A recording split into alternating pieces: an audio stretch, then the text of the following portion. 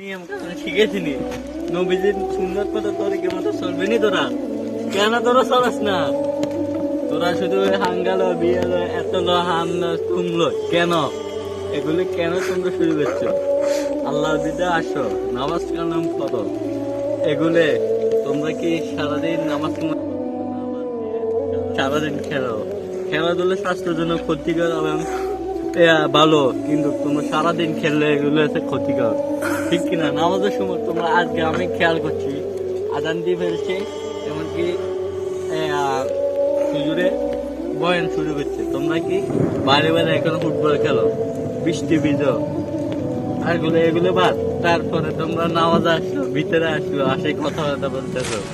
আল্লাহ বলছেন একজন আরেকজন যদি একজন পদ্মা পড়ে আরেকজনকে ডিস্টার্ব না করা তোমরা কেন ডিস্টার্ব করবে এগুলো তোমরা করতে হবে ধন্যবাদ।